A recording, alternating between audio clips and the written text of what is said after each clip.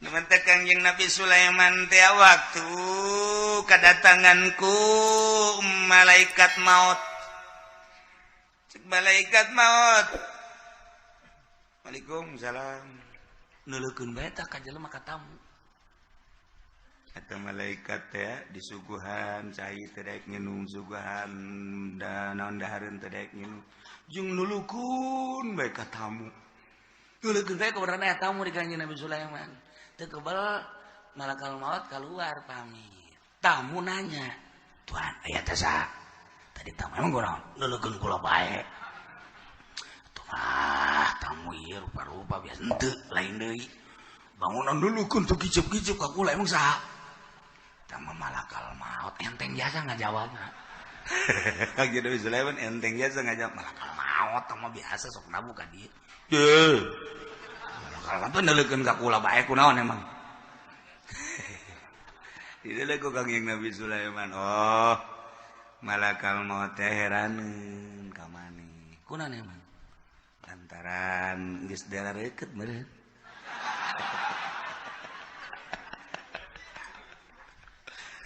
Pugu eta malakal maut teh ngaharewas ka Kangjeng Nabi Sulaiman heran ka pagawean Allah. Kunaon emang? Lantaran jelema nu kula dideuleukeun teh eta teh 5 menit deui bakal paengan paehna kudu di nagara Hindi di India sedangkeun kuari aya di dieu keneh ieu teh di Israel teu kaharti kula mah. Malakal maut ge teu kahartieun. Geus kajian ku kumaha ge tetep kula mah deuk ngajagaan bae di ditu. Sesuai jeung perintah Allah.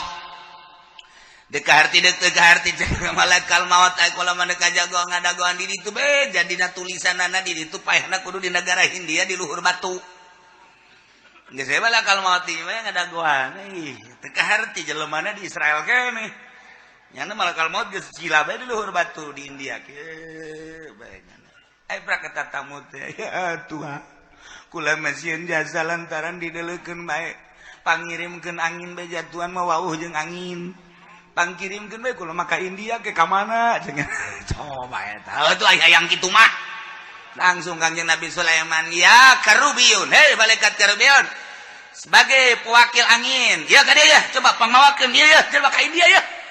Torojol we angin datang ka dieu. Lep dibawa ku angin. Siot datang ka India pas di batu tadi. Tek. Nah, ini dia.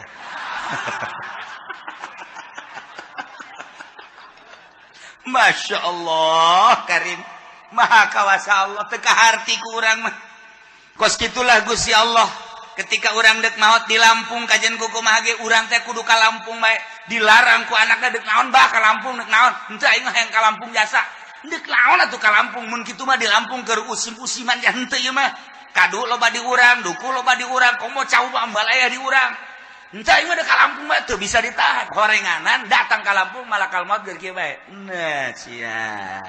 Ini tugas gua nih nyampe nih. Tuh, maha kawasa Allah. Mantap kula sieun sieun. Aing cenah deuk ka Mekah sieun di kapalna masih paeh. Aju di ditu di Mekah pas sedak-sedak moal aing moal ka Mekah lah sieun. Sieun jakna. Bejaan ku urang ai di dieu nu teu sedak-sedak aya daun nu paeh.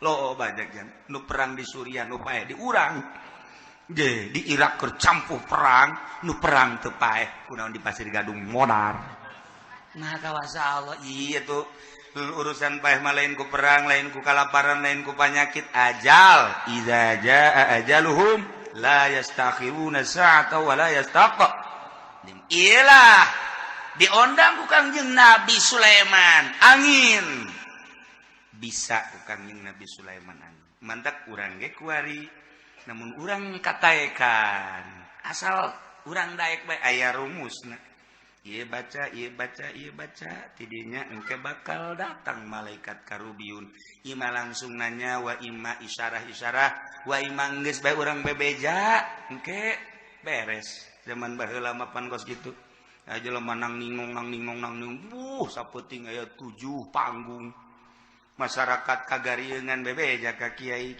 lah teman terserah kiai bae cek nya mah aing pangeran meureun negeri kumahageun mah ieu garieung jasa aya guys bada isya kiai asup ka masjid baca ayatna malah bejakeun kowe ngayatna besiku saya diwirid. Kaluar ke malaikat karubiun aya naon manggil-manggil kula. Payahna angin sapu tak angin. Bereskeun 7 panggung bereskeun.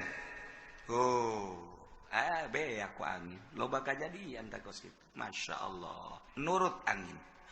Kawali Allah mah ngan teu meunang sambaran. Mendingan nyanggakeun sadaya-daya bae ka Gusti Allah lantaran eta ceurikna bage mun diijabah doa kos kitu wali mah teu mah sabulan 2 bulan. Yang ceurikan diijabah doa isin ka Gusti. Urang mah mun diijabah doa tuh. Eta mah teh jauh ka aing. Aing wali aing teh. Wali diomong-omong. Wa huwal ladzi yursilur riyah. Gusti Allah teh eta zat anu ngutus anu niupkeun kana pirang-pirang angin lantaran geus aya wawakil-wawakilna berbagai malaikat. Tinggal ditoel bae deuk dikamanakeun arahna ieu angin teh.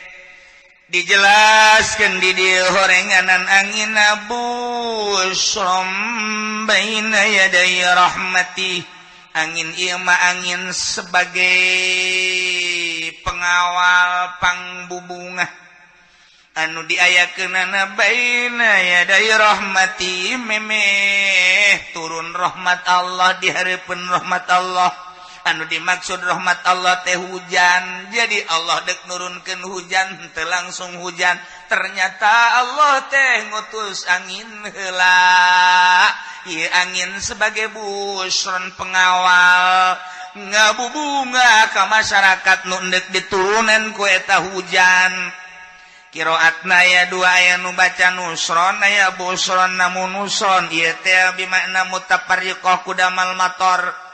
Angin-angin anu papisah-papisah di hareupeun hujan papisah teh teu ngagumuk di hiji daerah anu di Bandung, anu di Banten, Jawa Tengah, anu Jawa Timur eta teh ngaranna mutafariqon nusroh. Lamun busron ieu teh pengawal sebagai pendahuluan hujan.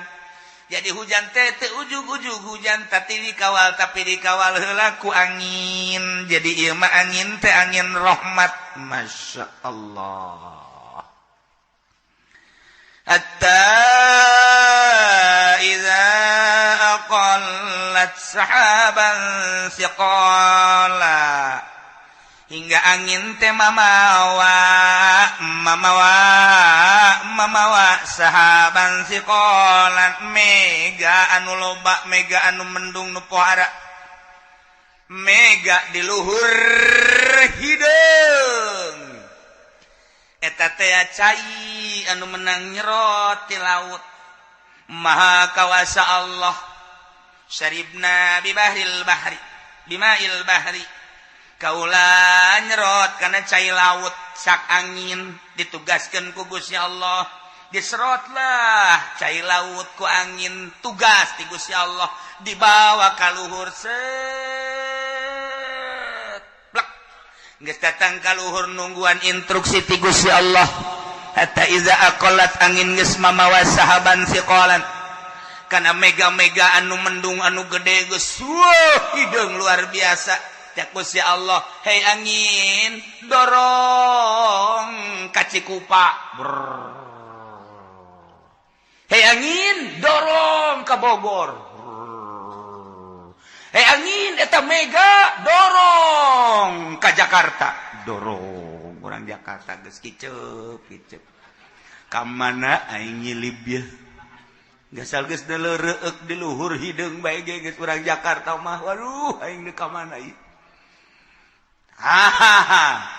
Ai biasa nama mega teh didorong ku angin. Ku ari mah mega ngadorong Jokowi.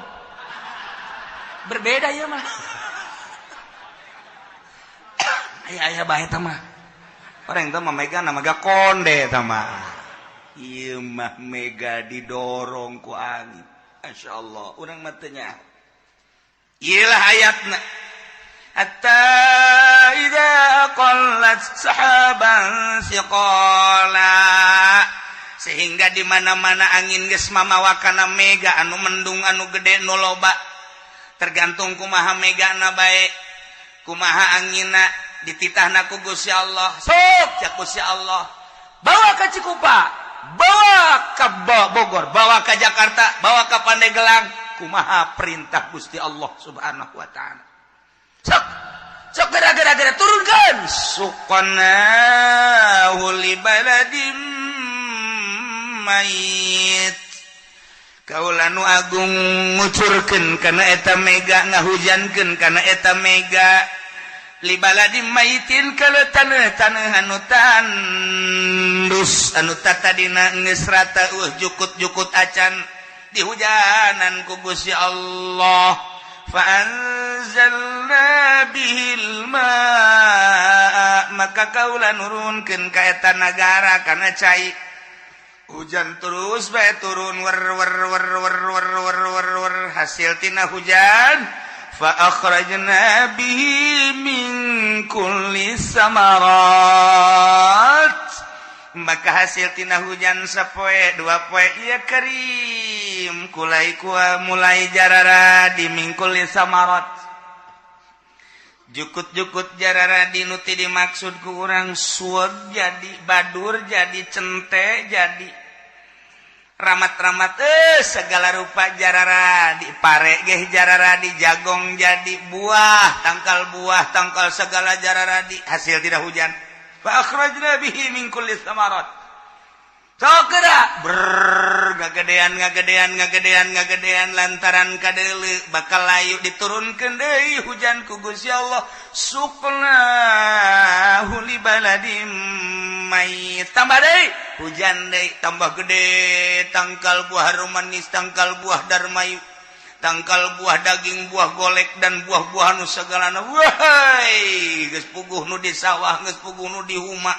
jarara di kabeh nah rahasiana ieu hujan diturunkeun di daerah eta sehingga ngajadikeun kana tatangkalan ku sebab Allah memperhatikeun umatna deudeuh jeung nya cak Allah keunada lalahar ngadahar pare sangu ngadahar jagong ngadahar dangder hui dan lain sebagainya di samping eta bubuahan kurang kumaha deudeuhna jeung nya Allah ka Gusti urang kunaon urang buang ka warah jasa